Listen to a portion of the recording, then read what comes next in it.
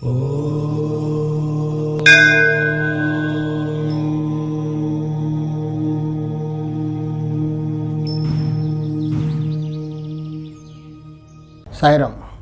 నేను మీ విశ్వకర్మ వాసు యూట్యూబ్ ఛానల్కి స్వాగతం. ఫండమెంటల్ ప్రిన్సిపల్ వాస్తువులు ఏంటంటే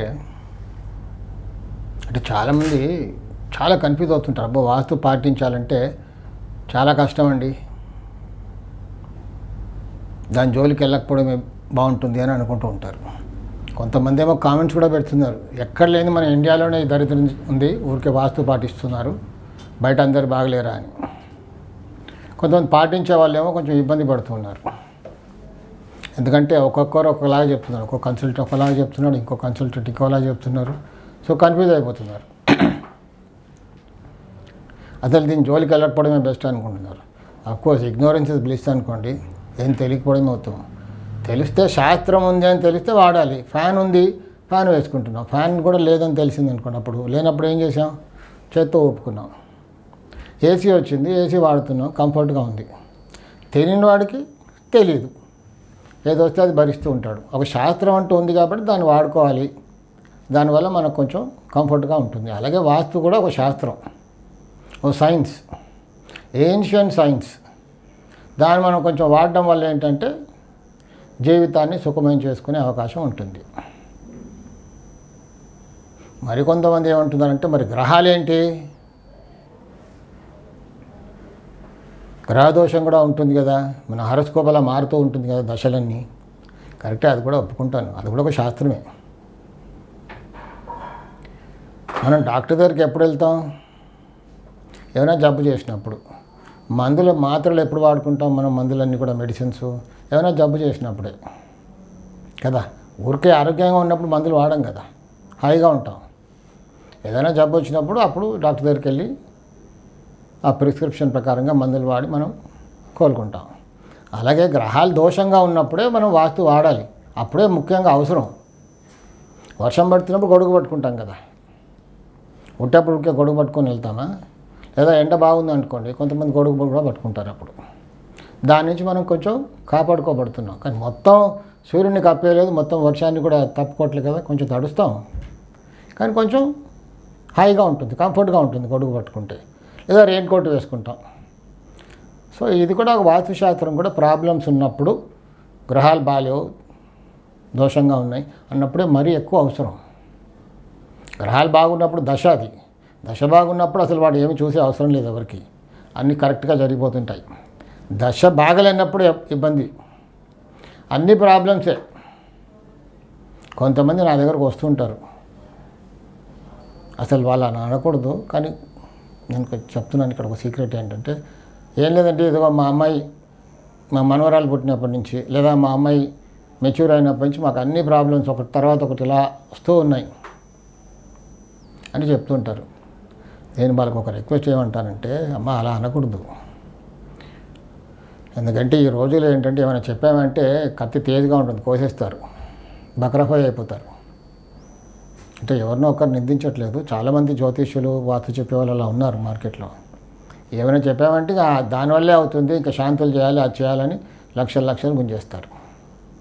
సో మన గ్రహాలు బాగాలేనప్పుడు, దశ బాగాలేనప్పుడు లైన్గా వరుసగా అలా చెడు జరుగుతూనే ఉంటుంది. బాగున్నాయి అనుకోండి, అన్నీ కరెక్ట్గా వరుసగా మంచి జరుగుతూనే ఉంటుంది. మా మనవరాలు పుట్టిన తర్వాతే మాకు కలిసి వచ్చిందండి, మా కోడలు వచ్చిన తర్వాతే కలిసి వచ్చిందని అంటారు. అంటే బాగున్నప్పుడు మనం పెద్దగా పట్టించుకోము, బాగలేనప్పుడే మనకు ఆ ఎఫెక్ట్ అంటూ తెలుస్తుంది. కాబట్టి ఆ జోలికి వెళ్ళకూడదు. వాస్తుశాస్త్రం అనేది ఒక శాస్త్రం, దాన్ని పాటించి సింపుల్, చాలా సింపుల్. అందుకే ఏంటంటే ఫండమెంటల్ ప్రిన్సిపల్ ఏంటి, స్థలం స్క్వేర్గా ఉండాలి లేదా రెక్టాంగిల్గా ఉండాలి, ఏ దిక్కు కూడా పెరగకుండా ఉండాలి. ఈశాన్యం కొద్దిగా పెంచాలి. ఈశాన్యమైన పెంచవచ్చు, ఉత్తర ఈశాన్యం పెంచవచ్చు, లేకపోతే తూర్పు ఈశాన్యం పెరిగి ఉండొచ్చు. కానీ ఆగ్నేయం, నైరుతి, వాయువ్యం ఇలా పెరిగి ఉండకూడదు. ఆ స్థలానికి, మనం ఎన్నుకున్న స్థలానికి, ఇల్లు కట్టుకోవడానికి ఎన్నుకున్న స్థలానికి తూర్పులో కానీ ఉత్తరంలో కానీ ఎత్తైన బిల్డింగ్స్ ఉండకుండా చూసుకోవాలి. స్థలం స్లోప్ అంతా కూడా ఈశాన్యం వైపు, ఉత్తరం వైపు లేదా తూర్పు వైపు ఉండేలా చూసుకుంటే బాగుంటుంది.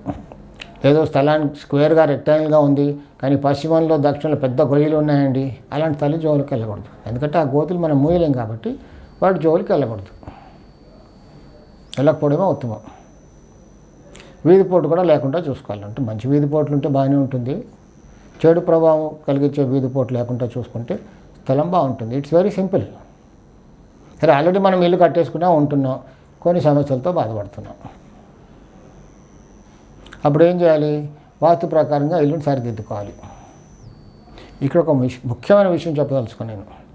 చాలామంది ఇప్పుడు వాస్తు బాగాలేదు అని తెలిసి అవేర్నెస్ అంటూ క్రియేట్ అయింది కదా. ఇప్పుడు ప్రతి ఒక్కటి ఎవరిని టచ్ చేసినా అట్లీస్ట్ ఏబిసిడి వాస్తు కూడా చెప్తున్నారు. అందరికీ ఒక అవేర్నెస్ అంటూ క్రియేట్ అయింది, సంతోషం. సరే, వాస్తు బాగలేదని తెలిసింది, కష్టాలు ఉన్నాయి, కొంచెం ఎవరినో వాస్తు వాళ్ళని పిలుచుకొద్దామని పిలుచుకొస్తారు. కానీ వాళ్ళ ఎక్స్పెక్టేషన్ ఏముంటుంది? వాస్తు అతను నుంచి కొన్ని మార్పులు చెప్పాడు, మాకు ఇంకా చాలా బాగా జరగాలి అని ఒక ఎక్స్పెక్టేషన్ ఉంటుంది. కాదని నేను సమంజసమే.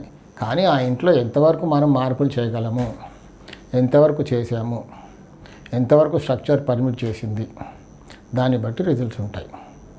అసలు మొత్తంగా మనం నడవలేకుంటున్నాం, కొంచెం లేచి నిలబెట్టాం, చిన్నగా రేపు నడుస్తాం, తర్వాత పరిగెత్తాం, లేదా గడిగడిగా నడుస్తాం.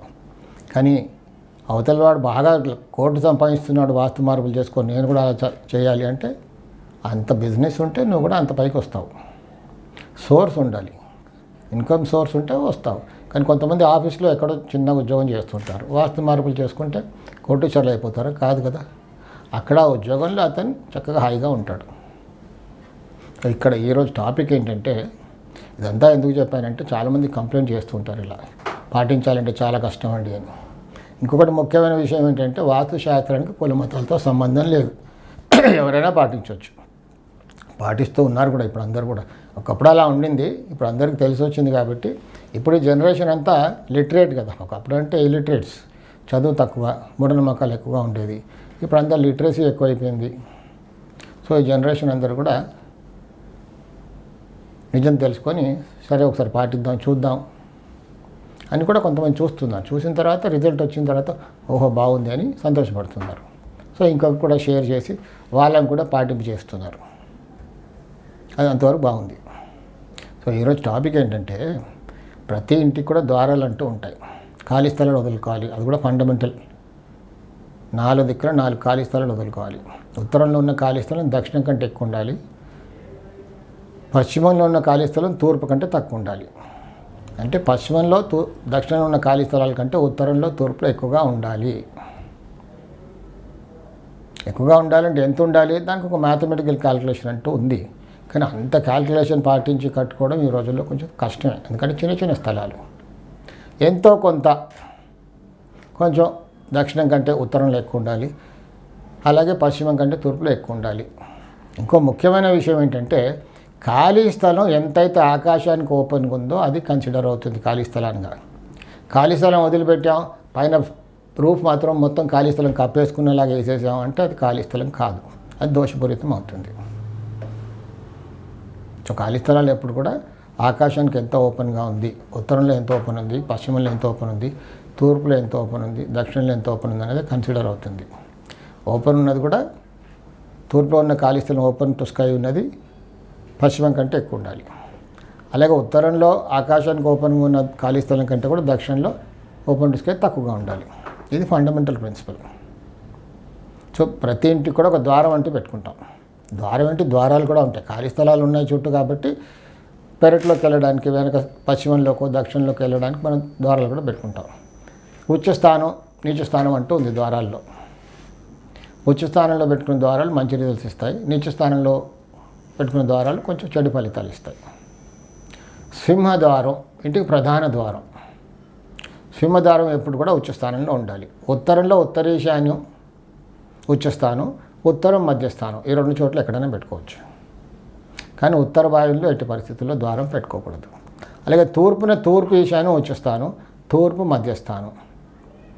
తూర్పు ఈశాన్యంలో పెట్టుకుంటే మంచి రిజల్ట్స్ ఉంటాయి, తూర్పులో పెట్టుకుంటే కూడా బాగానే ఉంటుంది. కానీ ఎట్టి పరిస్థితుల్లో తూర్పు ఆగ్నేయంలో మాత్రం ద్వారం పెట్టుకోకూడదు, చాలా చెడు ఫలితాలు ఇస్తుంది.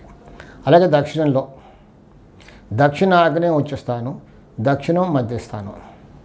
దక్షిణంలో పెట్టుకోవచ్చు లేదా దక్షిణ ఆగ్నేయంలో కూడా పెట్టుకోవచ్చు. కానీ ఎట్టి పరిస్థితుల్లో దక్షిణ నైరుతిలో మాత్రం ద్వారం పెట్టుకోకూడదు. అలాగే పశ్చిమంలో పశ్చిమం వైపు పశ్చిమ వాయువ్యం ఉచ్చస్థానం, పశ్చిమం మధ్యస్థానం. సో మధ్యస్థలంలో పెట్టుకోవచ్చు, లేదా పశ్చిమ వాయువులో పెట్టుకుంటే మరి మంచి రిజల్ట్స్ ఉంటాయి. ఇంకొక ఫండమెంటల్ ఏంటంటే, అంటే అఫ్కోర్స్ అందరికీ తెలుసు అనుకోండి ఇప్పుడు ఏబిసిడి, నేను మళ్ళీ కొంచెం రిపీట్ చేస్తాను. ఎంత చెప్పినా కొంతమంది అయ్యో మాకు ఇంతవరకు తెలియదంటే అన్న వాళ్ళు నేను చాలామందిని చూస్తున్నాను ఈ రోజుల్లో. అలాంటి వాళ్ళు ఎంతో కోట్లలో జనాభా కదా, అందరికీ వచ్చిందని కాదు, కొంతమందికి వచ్చింది అంతే అవేర్నెస్. తూర్పు ఉత్తరం కలిసే మూలని మనం ఈశాన్యం అంటాం. అలాగే తూర్పు దక్షిణం కలిసే మూలని ఆగ్నేయం అంటాం. దక్షిణం పశ్చిమం కలిసే మూలని నైరుతి అంటాం. పశ్చిమం ఉత్తరం కలిసే మూలని వాయవ్యం అంటాం. సో 4 దిక్కులు 4 మూలలు 8 అష్టదిక్కులు. వీటితో పాటుగా ఈశాన్యం ఉత్తరం వైపు ఉత్తర ఈశాన్యంగా ఉంటుంది. తూర్పు ఈశాన్యం తూర్పు వైపు తూర్పు ఈశాన్యంగా కూడా ఉంటుంది. అంటే ఇక్కడ చెప్పేది ఏంటంటే ఈశాన్యం ఉత్తరం వైపు ఉత్తర ఈశాన్యంగా, తూర్పు వైపు తూర్పు ఈశాన్యంగా ఉంటుంది. అలాగే ఆగ్నేయం తూర్పు వైపు తూర్పు ఆగ్నేయంగా, దక్షిణం వైపు దక్షిణ ఆగ్నేయంగా ఉంటుంది. నైరుతి దక్షిణం వైపు దక్షిణ నైరుతిగా, పశ్చిమం వైపు పశ్చిమ నైరుతిగా ఉంటుంది. అలాగే వాయవ్యం పశ్చిమం వైపు పశ్చిమ వాయవ్యంగా, ఉత్తరం వైపు ఉత్తర వాయవ్యంగా ఉంటుంది. ఇవన్నీ 16 ఛానల్స్. మొత్తం వాస్తుశాస్త్రం అంతా కూడా ఈ 16 ఛానల్స్ పైన ఆధారపడి ఉంటుంది. మనం వీటిని ఎలా వాడుకుంటున్నాం, ఎలా ఉపయోగించుకుంటున్నాం, దీనివల్ల మనకు వైబ్రేషన్స్ ఎలా వస్తున్నాయి, మంచి చెడు ఫలితాలన్నీ కూడా వీటిపైన ఆధారపడి ఉంటుంది. సో కొంతమంది ఈరోజు టాపిక్ ఏంటంటే యాక్చువల్గా నైరుతిలో ద్వారం పెట్టుకోవచ్చా, నైరుతిలో ద్వారం పెట్టుకుంటే ఏమవుతుంది. అంటే కొంతమంది ఇది నైరుతి ద్వారం కాదు అని ఒక భ్రమలో ఉంటారు. అక్కడ ఇక్కడ పుస్తకాలు చదివేసి సొంతగా వాళ్ళకు పర్సెప్షన్ అంటూ ఏర్పరచుకుంటారు. సో ముఖ్యంగా ఈరోజు టాపిక్ ఏంటంటే నైరుతి ద్వారం గురించి. నైరుతిలో మాస్టర్ బెడ్రూమ్ ప్రతి ఒక్కరికి కూడా తెలిసింది ఏబిసిడి. నైరుతిలో మాస్టర్ బెడ్రూమ్ కట్టుకున్నాక మాస్టర్ బెడ్రూమ్లో నుంచి ఖాళీ స్థలం పశ్చిమంలోకో లేదా దక్షిణంలో ఖాళీ స్థలంకి వచ్చి కాస్త కూర్చోవడానికి ఆ నైరుతి బెడ్రూమ్కి పశ్చిమ వాయువ్యంలో ఒక ద్వారం కొంతమంది, లేదా దక్షిణ ఆగ్నేయంలో ఒక ద్వారం పెట్టుకుంటూ ఉంటారు. మా బెడ్రూమ్కి 2 వచ్చే స్థానంలో ద్వారాలు పెట్టుకున్నామండి. కొంతమంది ఒక దగ్గర పెట్టుకున్నాం పశ్చిమ వాయువ్యంలో, కొంతమంది దక్షిణ ఆగ్నేయంలో పెట్టుకున్నాం. సో ఇల్లంతా వాస్తుపరంగా ఉంది, ఈశాన్యం బాగుంది, ఆగ్నేయంలో కిచెన్ ఉంది, నైరుతిలో బెడ్రూమ్ ఉంది, సెకండ్ బెడ్రూమ్ వాయువ్యంలో ఉంది, ఇలా. కానీ మాకు సమస్యలు మాత్రం తప్పట్లేదు. చాలా సమస్యలతో, ఆరోగ్య సమస్యలతో చాలా బాధపడుతున్నాం, ఫైనాన్షియల్గా నష్టపోతున్నాం అని బాధపడుతూ ఉంటారు. ఇక్కడ ఏమైందంటే నైరుతి బెడ్రూమ్కి ఎక్కడైతే ద్వారం పెట్టుకున్నారో ఆ బెడ్రూమ్కి వచ్చేస్తాను అని పశ్చిమ వాయువులో ఎక్కడ ద్వారం పెట్టుకున్నారో అది పశ్చిమ నైరుతి ద్వారంగా మారుతుంది. లేదు ఆ రూమ్కి దక్షిణాగ్నేయంలో ద్వారం పెట్టుకున్నారనుకోండి, అది దక్షిణ నైరుతి ద్వారంగా మారుతుంది. మారి చాలా ఇబ్బందులు పాలు చేస్తుంది. దక్షిణ నైరుతిలో ద్వారం ఉండడం వల్ల లేడీస్ పైన ఎక్కువ చూపిస్తుంది, ఆడవాళ్ళని చాలా బాగా ఇబ్బంది పెడుతుంది. ఆడవాళ్ళు చాలా మొండిగా మారిపోతారు, యాటిట్యూడ్ చాలా మొండిగా ఉంటుంది, ఎవరు చెప్పినా ఏం వినరు. కొన్ని చోట్ల నేను గమనించాను, చాలా కోపం, ఒక్కొక్కసారి ఉన్మాదంలా ప్రవర్తిస్తారు, కోపం వచ్చి పిచ్చెత్తినట్టుగా ప్రవర్తిస్తూ ఉంటారు, వాళ్ళ కంట్రోల్లో ఉండదు. చల్లబడ్డాక అనుకుంటారు ఎందుకు అలా ప్రవర్తించానని. సో చాలా క్రానిక్ డిసీజెస్తో బాధపడుతుంటారు. కొన్ని చోట్ల లేడీస్ పక్షవాతంతో బాధపడ్డ వాళ్ళని కూడా చూశాను, హార్ట్ అటాక్స్తో, కార్డియాక్ ప్రాబ్లమ్స్తో, ఇలా నానా ఇబ్బందులు పాలవుతూ ఉంటారు. పశ్చిమంలో ఆ బెడ్రూమ్కి పశ్చిమాయంలో ఉన్నది కూడా పశ్చిమ నైరుతి ద్వారంగా మారి మగవాళ్ళని చాలా ఇబ్బందులు పాలు చేస్తుంది. యాక్సిడెంట్ జరుగుతూ ఉంటాయి, చాలా మొండివాళ్ళుగా ఉంటారు. నేను చెప్పిందే వేదం, పట్టుకున్న కుందేలు 3 కాళ్ళు అంటే 3 కాళ్ళు అంతే, తెలుసు అతను 4 నేను 3 అన్నానంటే అన్నాను అంతే. చాలా స్ట్రిక్ట్గా డిసిప్లిన్గా ఉంటారు. అంటే కొంచెం అందరి నుంచి కొంచెం వేరే రకంగా ఉంటారు. వాళ్ళు ఏమనుకుంటారంటే నేను చాలా డిసిప్లిన్గా ఉన్నానని.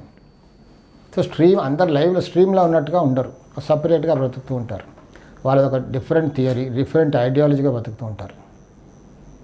అదే వాళ్ళు స్ట్రిక్ట్నెస్, డిసిప్లిన్ అనుకుంటారు. యాక్సిడెంట్స్ జరుగుతూ ఉంటాయి, అస్తమానం పోట్లాడుతుంటారు, ప్రతి చిన్న విషయానికి ఇంత పెద్దగా చేస్తారు, గోరంతలు కొండంతలు చేసినట్టుగా ప్రవర్తిస్తూ ఉంటారు. హార్ట్ ప్రాబ్లమ్స్, చాలా డిసిప్లిన్గా ఉంటారు కొంతమంది, ఏం చెడు అలవాటు లేకుండా ఉంటారు, నిక్కచ్చిగా బ్రతుకుతూ ఉంటారు, కానీ హార్ట్ ప్రాబ్లమ్స్తో సఫర్ అవుతారు. సడన్గా యాక్సిడెంట్స్తో బాధపడతారు.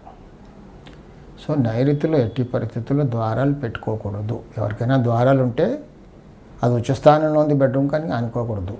అవన్నీ కూడా నైరుతి దుష్ఫలితాలే ఇస్తాయి. కాబట్టి అలా ద్వారాలు ఉన్న వాళ్ళు మూసేయండి. సాయిరాం, సాయి రక్ష.